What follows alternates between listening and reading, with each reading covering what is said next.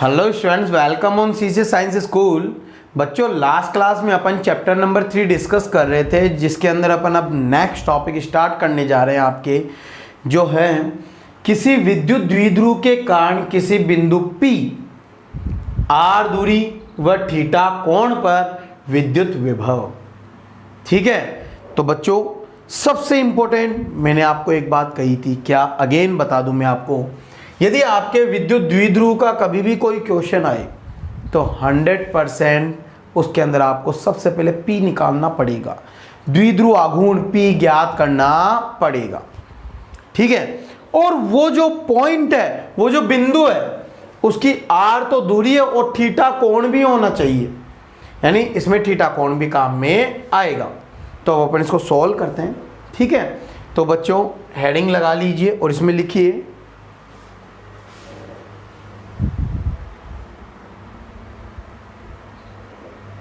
लगा लिए, लिखो माना एक द्विध्रुव ए बी जिसके ए सिरे पर प्लस स्मॉल क्यू आवेश, जिसके ए सिरे पर प्लस स्मॉल क्यू आवेश तथा बी सिरे पर माइनस स्मॉल क्यू आवेश तथा बी सिरे पर माइनस स्मॉल क्यू आवेश अल्प दूरी 2a पर उपस्थित है, अल्प दूरी 2a पर उपस्थित है। तो द्विध्रुव आघूर्ण, सर द्विध्रुव आघूर्ण क्या होगा? द्विध्रुव आघूर्ण होगा P बराबर Q इंटू 2a। धनात्मक आवेश तथा इनके मध्य की दूरी, तो लिख लो P बराबर Q इंटू 2a, लिख लीजिए P बराबर Q इंटू 2a, लिख लिए। इक्वेशन नंबर 1, समीकरण नंबर 1 है ना। अब इसके अंदर नेक्स्ट टाइम लिखना, अब P बिंदु की बात लिखेंगे तो लिखो द्विध्रुव से स्मॉल r दूरी पर स्थित, द्विध्रुव से स्मॉल r दूरी पर स्थित तथा अक्ष से थीटा कोण पर विद्युत विभव, अक्ष से थीटा कोण पर विद्युत विभव। ठीक है, अब सब इधर ध्यान देना बच्चों।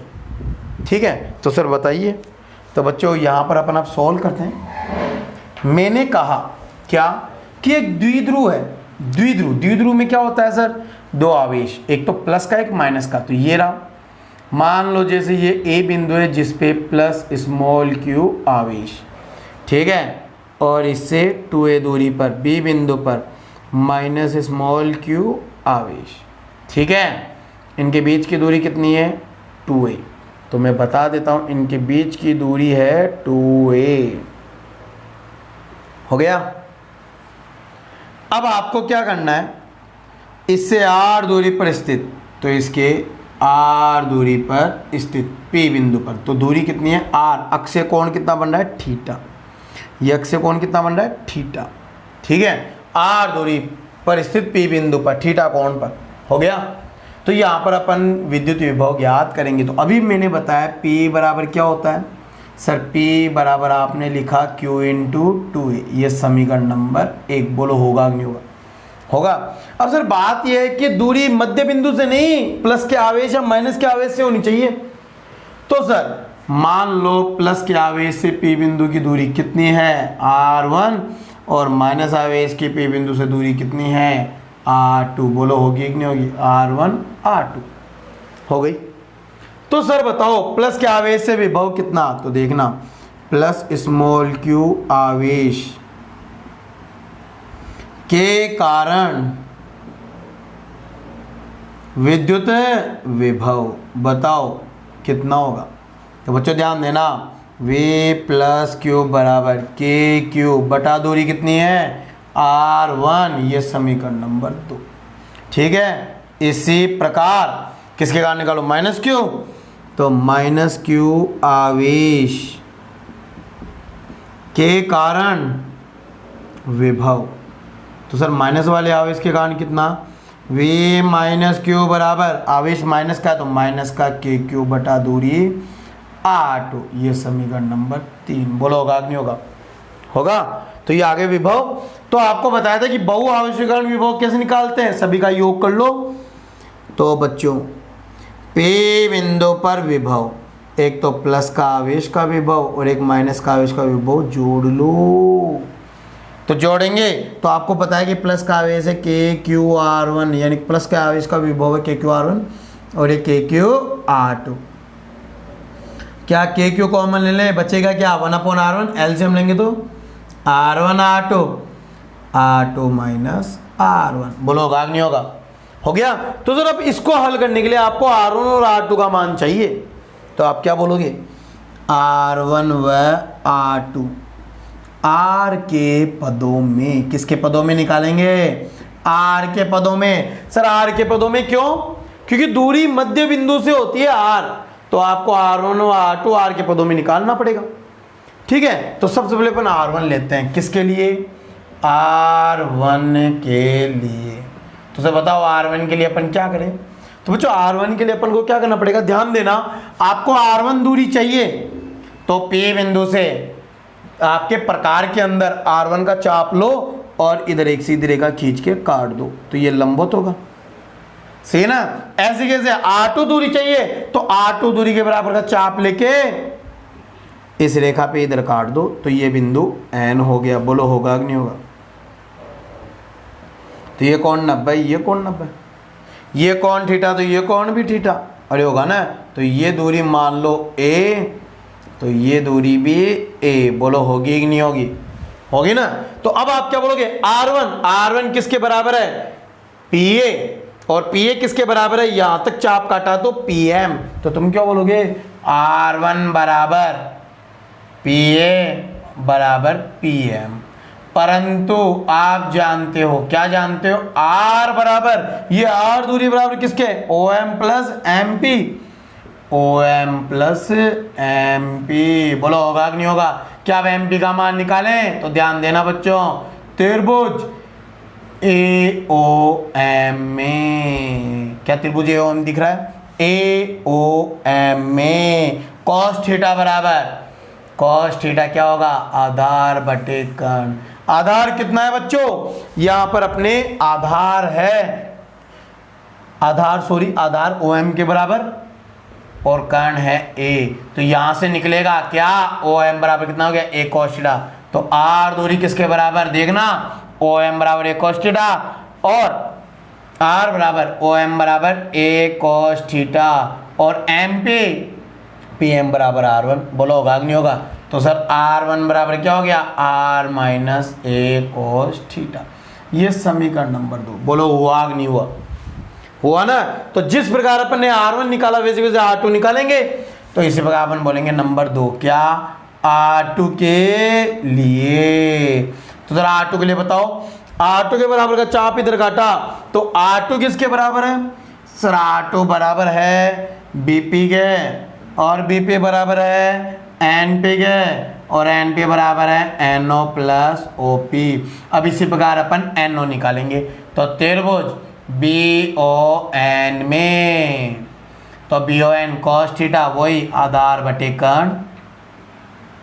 सर आधार ON और कर्ण A, तो ON बराबर क्या हो गया, A cos थीटा। अरे होगा कि नहीं होगा? होगा ना। तो यहाँ पे रखेंगे, तो R2 बराबर क्या हो गया, R plus A cos theta. ये समीकरण नंबर 3। बोलो होगा कि नहीं होगा? होगा। तो अब समीकरण 3 नहीं, ये आपके 4 और ये 5।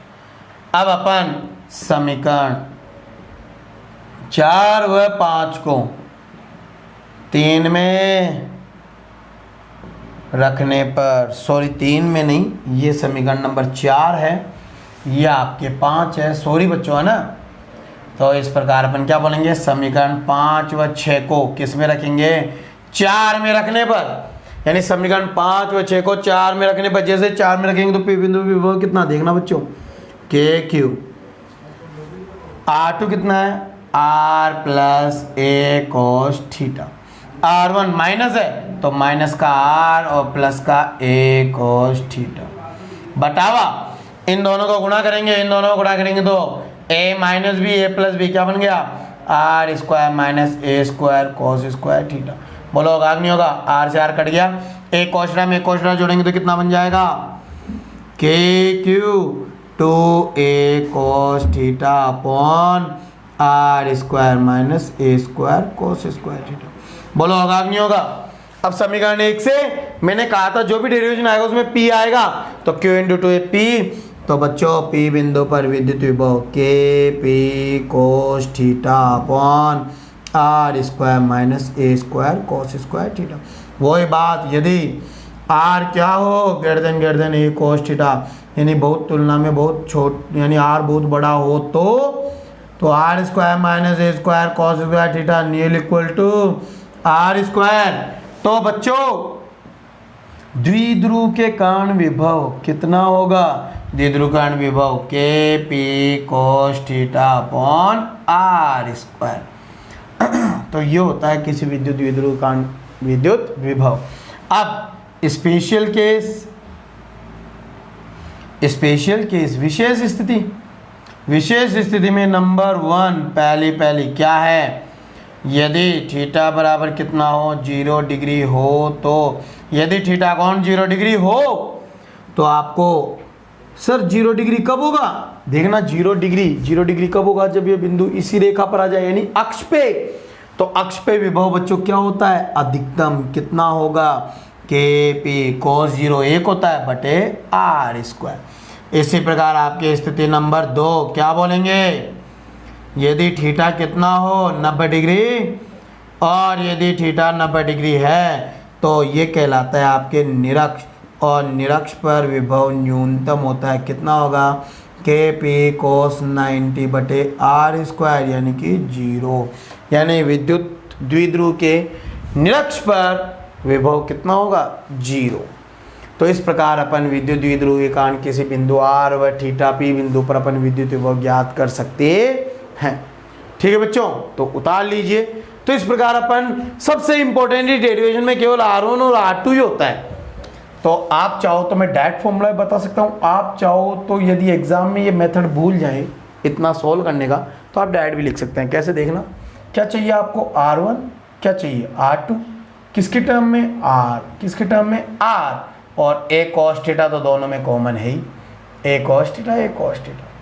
ठीक है, अब देखो R1 छोटा है, अरे R दूरी बड़ी है, R1 छोटा है, R1 छोटा है तो माइनस का, और R2 बड़ा है, R2 बड़ा है तो यहाँ पे प्लस का। बोलो आएगा कि नहीं आएगा? आएगा ना। तो इसी प्रकार आप ये फॉर्मूले भी ऐसे डायरेक्ट काम में लेके भी इसको सोल्व कर सकते हैं। ठीक है, तो बच्चों उतार लीजिए।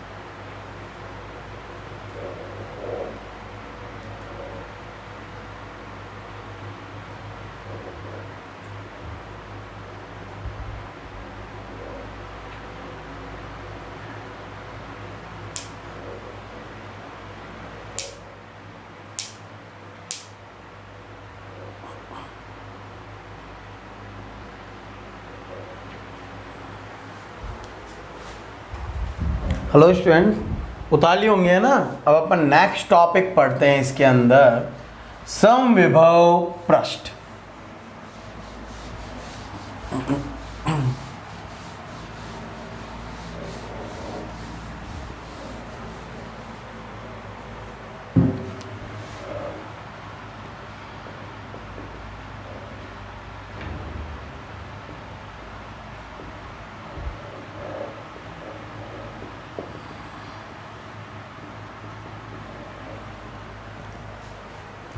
ठीक है बच्चों,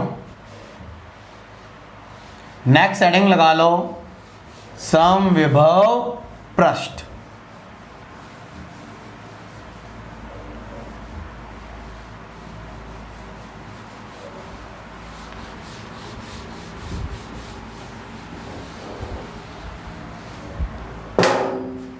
समविभव पृष्ठ,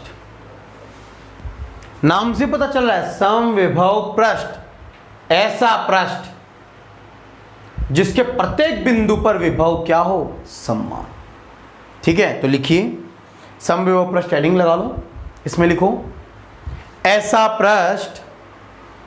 पृष्ठ जिसके प्रत्येक बिंदु पर विद्युत विभव, जिसके प्रत्येक बिंदु पर विद्युत विभव समान रहे, जिसके प्रत्येक बिंदु पर विद्युत विभव समान रहे, समविभव पृष्ठ कहलाता है। समविभव पृष्ठ कहलाता है। ठीक है, तो बच्चों ये तो हो गई परिभाषा। अब लिखो इसके गुणधर्म। इसके गुणधर्मों से तुम्हारे इंपॉर्टेंट क्वेश्चन पूछे जाते हैं। गुण बोल दो, गुणधर्म बोल दो, प्रॉपर्टीज बोल दो, है ना।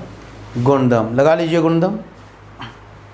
तो गुणधर्म नंबर 1, पहला वो तो परिभाषा से ही बन रहा है। पहला क्या मैंने कहा, प्रत्येक बिंदु पर विभव समान। तो लिखो, ये लिखो, पृष्ठ के प्रत्येक बिंदु पर विभव समान रहता है। पृष्ठ के प्रत्येक बिंदु पर विभव समान रहता है। पृष्ठ के प्रत्येक बिंदु पर विभव समान रहता है। ठीक है, नंबर 2 पॉइंट लगा के लिखना। जब बच्चों विभव समान है तो विभवांतर कितना होगा, 0। लिखो, पृष्ठ पर किन्हीं दो बिंदुओं के मध्य, पृष्ठ पर किन्हीं दो बिंदुओं के मध्य, पृष्ठ पर किन्हीं दो बिंदुओं के मध्य विभवांतर 0 होता है। पृष्ठ पर किन्हीं दो बिंदुओं के मध्य विभवांतर 0 होता है।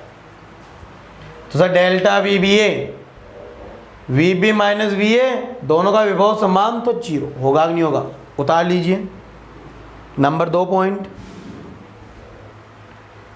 ठीक है, जब बच्चों विभवांतर 0 है तो किया गया कार्य भी 0 होगा।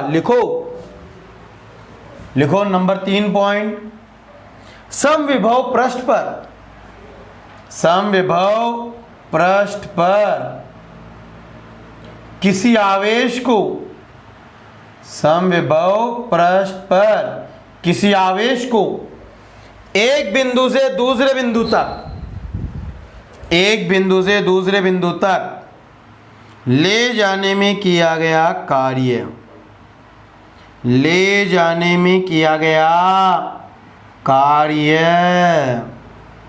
0 होता है। ले जाने में क्या गया कार्य 0 होता है। ठीक है, जैसे मान लो बच्चों ये समविभव पृष्ठ है, तो इसके प्रत्येक बिंदु पर विभव समान है तो किया गया कार्य WAB आपको बताया था, Q इंटू डेल्टा VBA। ठीक है ना, VBA यानी VB माइनस VA करेंगे तो Q into V minus V 0, यानी किया गया कार्य क्या होगा, 0। ठीक है, जो ऋणीय समविभव पृष्ठ ऐसा हो, किसी एक आवेश के कारण r दूरी पर या एक गोला, ये भी एक समविभव पृष्ठ ही कहलाता है। तो इस पृष्ठ पर एक आवेश को A से बिंदु तक B बिंदु तक ले जाने में किया गया कार्य भी क्या होगा, 0। क्यों? क्योंकि A बिंदु और B बिंदु पर विभव समान है, कितना, KQ/R। समझ गए? तो विभव समान रहता है बच्चों, तो यहाँ पे कार्य 0 होगा। उतार लीजिए।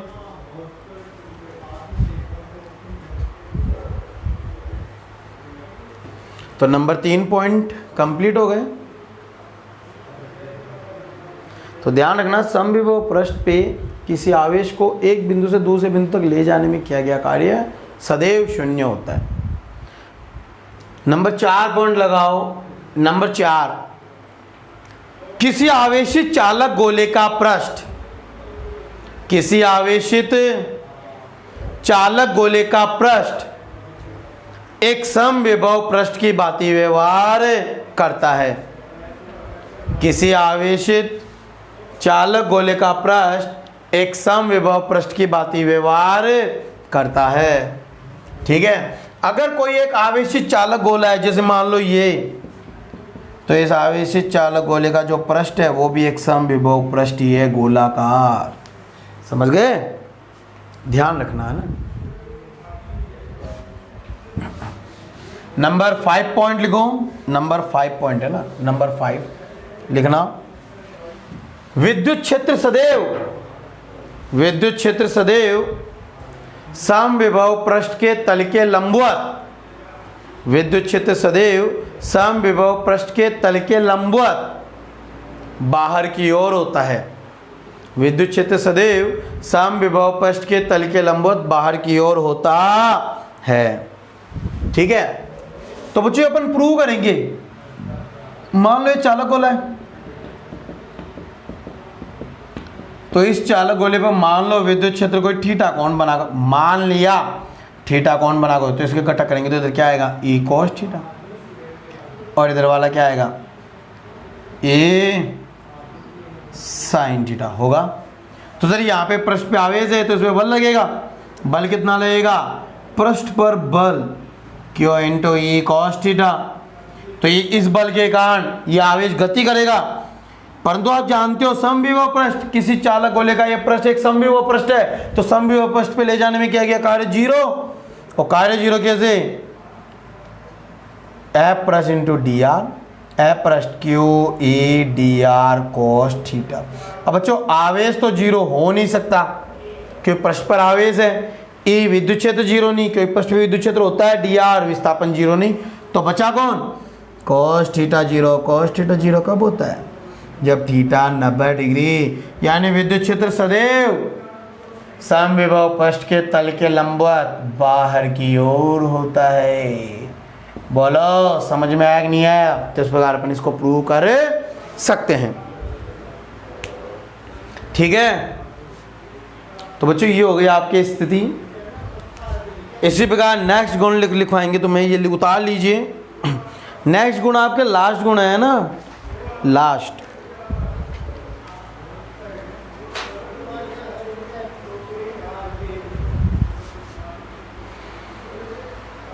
तो ध्यान रखना, विद्युत क्षेत्र सदैव समविभव पृष्ठ के तल के लंबवत बाहर की ओर होता है।